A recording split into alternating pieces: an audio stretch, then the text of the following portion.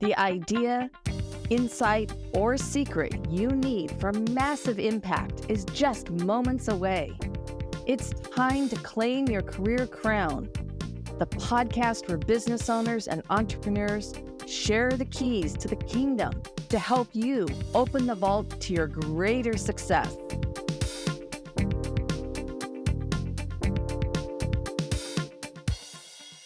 Hello, everyone, and welcome to Petite to Queen's Claim Your Career Crown podcast. I'm your host, Lynn Whitbeck, and today I am joined by our wonderful guest, Katerina Rothman. And we're going to be talking about AI productivity secrets, how to instantly boost your efficiency. We're going to unlock practical AI strategies right now that are going to help you work smarter, save time, and achieve more with less effort. Now, if you get a ton of value from this episode, I'd love to invite you to subscribe because it costs nothing to subscribe. I want to tell you about Katerina. Woohoo! So she is a driven entrepreneur, marketing expert, and business coach dedicated to equipping business owners with current AI technologies for growth and optimization. With a diverse background spanning economics, marketing, and entrepreneurship, Katerina has built a reputation for her innovative and holistic approach to business growth. Katerina, I am absolutely thrilled to have you here. Thank you so much for joining me on the show today. Thank you so much, Lynn. Happy to be here. Well, with this everything that's emerging, especially with AI and considering your background, I'd love to get some backstory about what inspired you to go down this path. Absolutely. Thank you. Thank you for your question. So a few years ago, I was juggling my seven-figure e-commerce business while I was a parent, and I was getting ready to build the second business, which is our consultancy company. And the burnout was real. That was about the time when I discovered how AI started emerging into our world, right? It was very clear to me that it is our future that is happening now.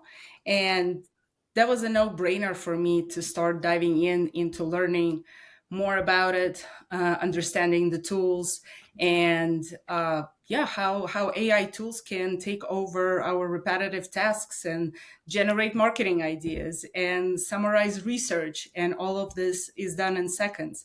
So I very quickly went from 12-hour days to, focused 6-hour sprints, so to speak, and without sacrificing the results, of course. That's amazing. I mean, and it's so true. It's when it's used correctly, it's such a powerful tool.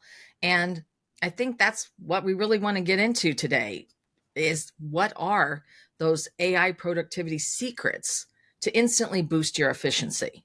Yeah, thank you. Thank you, Lynn. Let me just hook you guys in so you stay with us until the end. And what if I tell you that a tool that can save you 5+ hours a week is already something that you most likely have and already paying for it? So first of all, let me demystify AI. I'm sure that your audience, Lynn, is heard about AI before and starting to get familiar with it. I want to say that AI is an accessible tool, right? It should not be an intimidating tool. Think of it as your smart assistant that just learns and works at a lightning speed and helps you get to your results faster. It's not replacing you. It's not replacing people who work for you. This is what we always love to say when we consult companies. We're not here to take somebody else's jobs. We're not here to, prepare you a list of people who needs to be fired, because we're giving you on a golden platter all the AI tools that's gonna move your company forward. AI is here to empower you and empower your people so they can just have more time to strategize on, in their workplaces. And again, it is everywhere, right? From your Gmail autocomplete to your Spotify recommendations to, everyone is already get used to Netflix recommendations that are popping in, and your Netflix is going to be different than mine. And of course, the favorite marketplace, Amazon, that has been using AI for quite a while. This is where, you add one thing and they recommend the other three. That's gonna help you. So AI is like a calculator for your brain. It doesn't make you dumber, but it lets you skip the math so you can focus on what matters. When we get to specific tools, I would like to point out that AI that was here 2 years ago is completely different from what it is today. The information current rate of the whole is it the knowledge? Yes, it's the knowledge base that is doubling every 12 months, and it's projected to start doubling every 6 months, in the very, very nearest future. Wow. We will talk about the tools today very briefly. I would just like everyone who is listening to us today to understand that 2025 is the year of AI agents. What does it mean is that they're not only the tools that can help you do the work, but they're also now agents that basically can do the work for you. If, let's say today you can, let's say you have a blog that helps you spread the word about your business, and it takes you, you put about 2 to 4 blog posts every month. You can easily double it and save time doing it by opening one of the LLMs, which are large language models. This is your ChatGPT. This is your Copilot. This is your Claude, one of the most used ones. Gemini from Google. They're all accessible right now to anyone, free of charge. Of course, there are tiers. If you want the thing to do more for you, you'll have to pay for it. But nonetheless, it's accessible right now, and it basically allows you to not start anything from the blank page anymore. This is your creating assistant, right? So let's say you have a topic in mind that you want to write about, or let's say you don't have one. So you can brainstorm, explain it. What is that you do? What kind of information that you want to share? Or what could be a valuable information for your audience to share in regards to your business, in regards to your specific blog. And it's going to come up with ideas. It's going to come up with the titles. And then, of course, you can actually make it write it for you. A good point is if you're using some factual information there, don't hesitate to ask your ChatGPT whether this information is correct. And if it is, provide the source where it got to. I'm sure everyone at this point heard so many stories when ChatGPT would be hallucinating and creating things, right? Yeah. So that saves you a lot of time. That saves you a lot of effort. Going back to AI agents, this is the part where you will build out the workflow where the machine, the tool, will be generating those posts for you without you even interfering. And it can actually post it for you on the web. Of course, you can pause it somewhere in the middle so you can go and check what is actually getting posted, but you no longer have to do that yourself. The content is generated for you and it's put out there for your audience. Yeah, so I'm interested because there's a couple of things that you said. First of all, you definitely have to double check the figures that ChatGPT or one of these other systems would provide to you, because they will spew out garbage. They'll make things up. And also, even when you're using it to do an analysis or something else, it will put something in that was never in the original documentation, that they just you have to watch it and be very cognizant of that. I think the other thing is to be aware of is that if you're not generating your own original content and then leveraging ChatGPT as a very effective tool, or whichever one you're using, you're essentially pulling from whatever garbage is out there. I'm sorry that's AI generated. Using AI is an incredibly powerful tool, but that will never replace the creativity and the ingenuity of the human being. And so when you're using it with your own voice and original content, it can be amazingly effective to repurpose that content, use it a different way, help you find an antidote or a story that will, sort of help make that connection to what you're trying to communicate and what the messaging is. So I think that from my perspective, I want to be really aware that this is not an easy button that you just push and magic happens. That is not a magic wand. This is not a unicorn. That you have to have a strategy and a process in place. And I'd love to talk about that with you, because that's where you really step in to help leverage these tools effectively. So it's not garbage in, garbage out. Absolutely, Lynn. And I totally agree with you, especially with the last phrase you said. Whatever you put in, that's the result that you get. There are ways, first of all, those large language models, they're getting better as we speak, right? Every minute they're learning, they're improving themselves. At this point, you can certainly teach it to speak in your own voice. So it does speak into your voice. And again, they are great tools for creating content ideas. And I totally agree with you. It's important to have a human input and human touch. Again, everybody has different goals that they're pursuing, right? For some, it's just generating content and putting it out there. For people like you, I would think, Lynn, it's important the value that you're bringing, right? Therefore, you're not going to be just posting automatically, whatever the thing's gonna create for you just for the sake of putting content out there. So speaking about strategy, so what is our approach is that when we talk to a client, we come in and we're becoming, for a certain period of time, we're becoming a part of this company. We're certainly understanding the current situation, and just like we said, what are the goals? What is that you want to reach?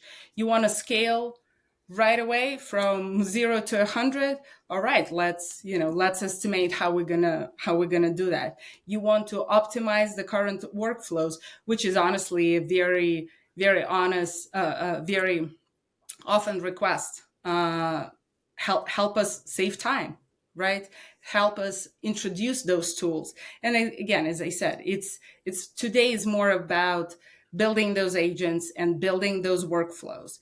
However, let's say not everyone, I would assume, Lynn, not everyone in your audience is running corporations or having even like 10 employees, right? There are plenty of solopreneurs out there that are just like me in the past, was wearing multiple hats and doing everything themselves. For that, I would say that there are fantastic tools for project planning, for meeting notes, for internal knowledge that you can put and gather together. One of those is Notion AI, a very popular tool. There are plenty tools that are summarizing meetings, right? My favorite one is Fathom. Another great one is Otter. They are not only giving you the transcript, they're not only recording your meetings with your clients or internal meetings. So you never go, oh, hold on, what did we agree on at the end of that meeting? Or what is that we need to do? What was the action plan, right? It summarizes for you. You can go as deep as you need to go back into details, and it actually pulls out the action plans for you, right? So those are the tools that are like absolutely valuable for any teamwork, or just to keep to keep yourself sane. Yeah, So, no, it's huge. It's huge. yeah. So I just wanted to add to that it really depends on what the goal is. And as any strategist will tell you, what is that you want to do? And Yeah. then we'll go deep and understand what's the current situation and how do we get you there. And I love what we see in our work in the past 6 months is that there is still AI. AI is a fancy word. AI is a candy that everybody wants. I think at this point, everyone gets the idea that I think it was Peter Diamandis who said 2 years ago, by 2035, there's going to be two types of companies: the companies that are using AI and the companies that do not exist or out of business. I think he adjusted that date to 2030 at this point. So yeah, those are the tools here to help you be better at what you do. Yeah. No, that's absolutely true. And it is a phenomenal tool. I think that, getting back to this idea about how to really leverage AI correctly, strategically, why is AI productivity in that framework such a challenge for so many? Great question, Lynn. I would need to think about it for a second. I think there is a lot of fear still out there because it's something new and unknown to the majority right now.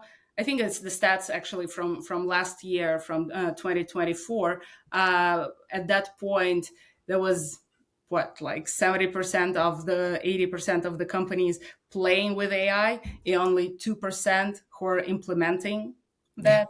It's really going to speed up this year. It's really going to change. And not to bring more fear, I do believe that we're going to see a completely different world in just 2 years. And today is the time to prepare for it. And of course, the other part of it is that, are we able to identify within ourselves, within our companies, within our teamwork, what are actually the bottlenecks, right? And in any approach, you just need to break it down in smaller chunks. And instead of like being overwhelmed and try to absorb the whole thing, take it step by step. And I think the advice that I can give today to anyone who is listening, to anyone who is never tried any AI tools, although, as we said in the beginning, you are already using them this or the other way, whether you know it or not, or who is actively looking how to implement, is identify your time wasters, identify your bottlenecks, pick one or two tools to implement, see what it's like, what are the capabilities of those tools, and then create a simple workflow. Here I'm going to throw another tool that is called Zapier, that has been here for a decade, or a simpler interface, make.com. So these are the tools that help you link tools together. They help you connect your email to your LLM, to, I don't know, your Slack, which is the internal messaging system, right? Or your task list. So yeah, that's the simple way of how I would approach that. Yeah, no, absolutely. I think one of the key things is when you look at a process, and, from my Six Sigma training, is to truly map that process out and then ask it each, what can we do to make it more simpler? Why are we, it's just like any kind of building out a wireframe. If you have too many decision trees, it's going to break. Yeah. It's not going to be effective. It's not going to be efficient.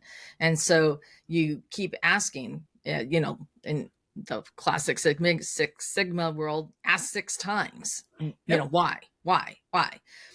Because you can absolutely streamline things down. I mean, that from just being a guest on our podcast, we have a very streamlined system. Now, we don't use AI for it, but we use templates. We know what our process is. We've process mapped out, and we've eliminated things along the way so that it's super simple. Yeah. And we get everything that we need. So we're never herding cats. We're never chasing down things. It all goes into a centralized repository so that the entire team knows, and then using simple red light, green light, right? We know where everything is in the process.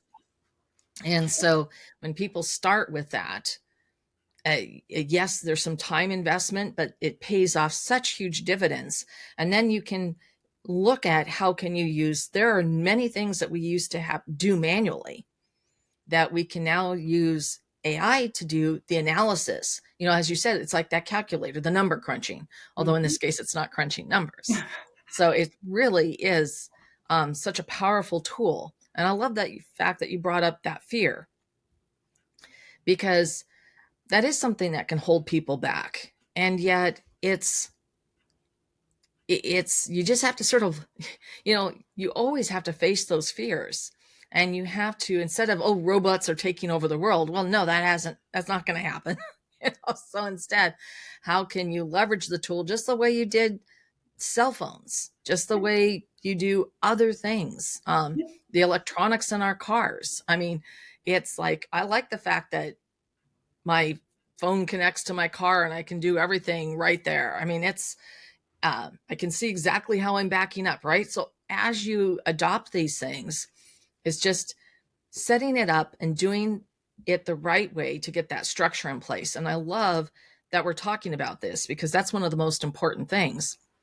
So that really ties me into thinking about what should the people who are listening, what should they do next about using AI productivity to truly boost their efficiency? I mean, literally, that they could put in place today, tomorrow, this week, that would make a real big difference in their day-to-day.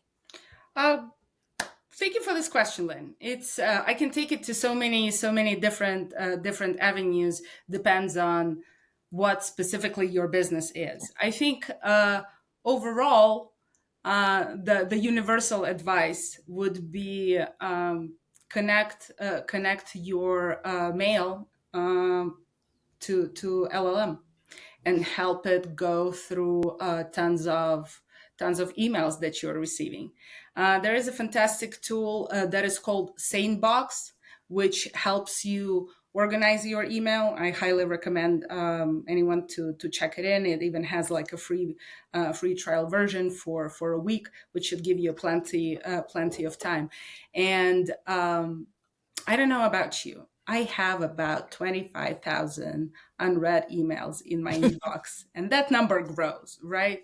I see it on the side. Everything what I see within my inbox is organized, and I see just the things that matter. And majority of those emails that matter already pre-drafted with my response. This is specifically where I go in, and it's the human in the loop, another industry term, where I go in and I double check everything before I push the green button.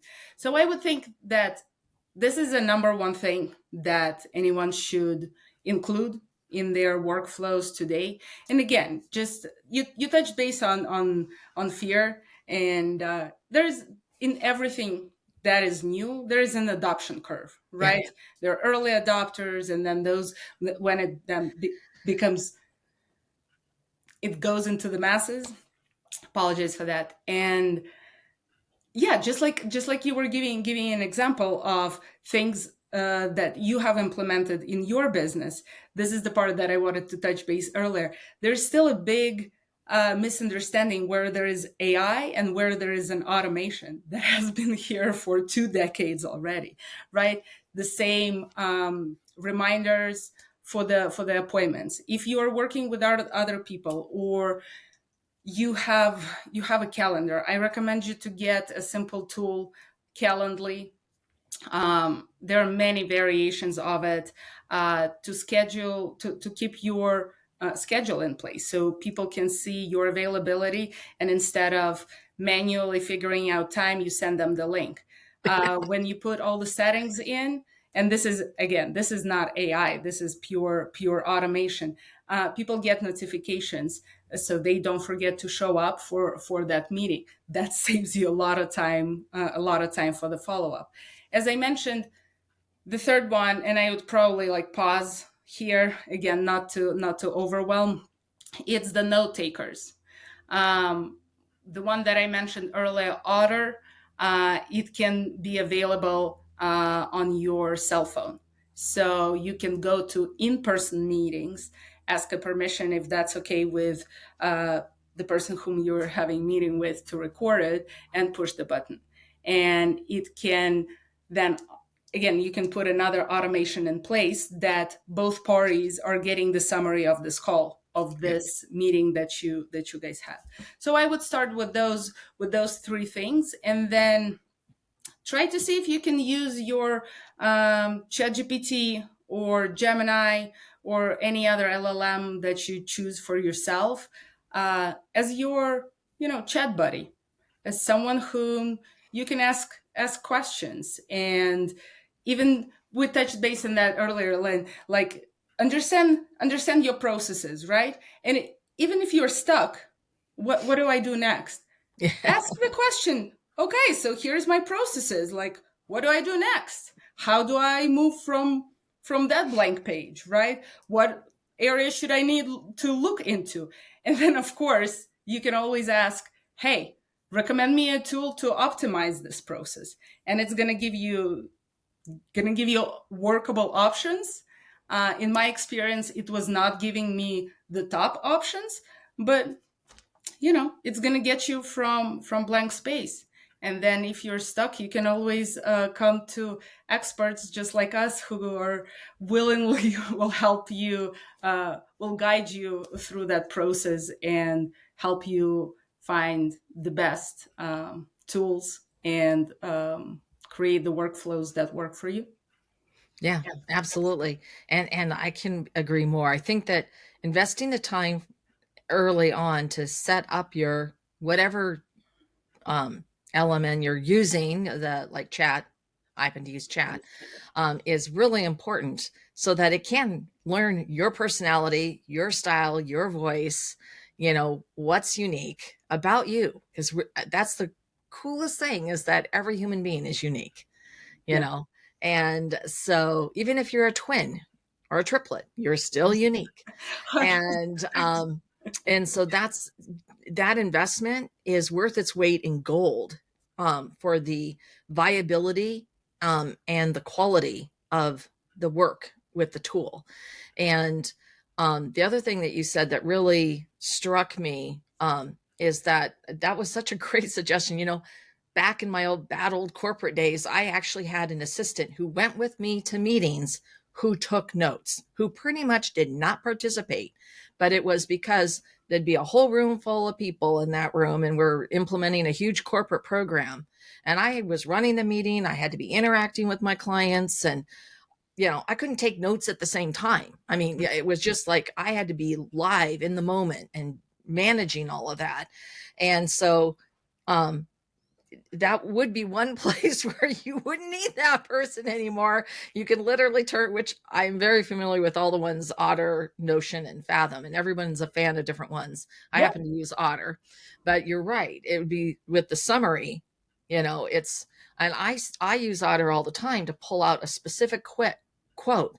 And you can also use those transcripts for other reasons. Like you can actually, if there was something in there, like, hey, there was a testimonial in this, you can literally upload that transcript into ChatGPT and ask it to find where was the testimonial about my services. When that happened, it just happened live during the conversation.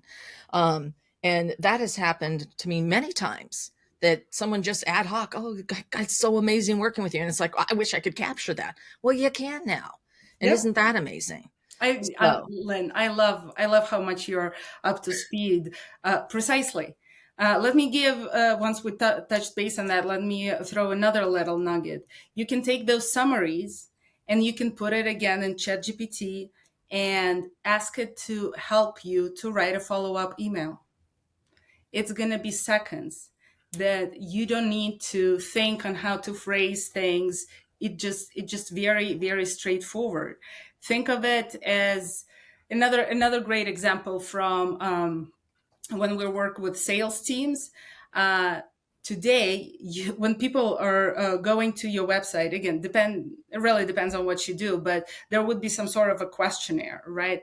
It can pre-write your offer for them, depending on how the inquiry was filled out, and throw in the transcript, and you can even ask it to use the language that your potential client, have used on that call, to sort of mimic them, to speak their language, to use their keywords. We're now getting into NLP here a little bit, to put that in the email. They're going to feel the personal approach versus a standardized written email that goes, as a template to everyone. And this is where I want to encourage everyone to grasp on the idea that future is less about using AI.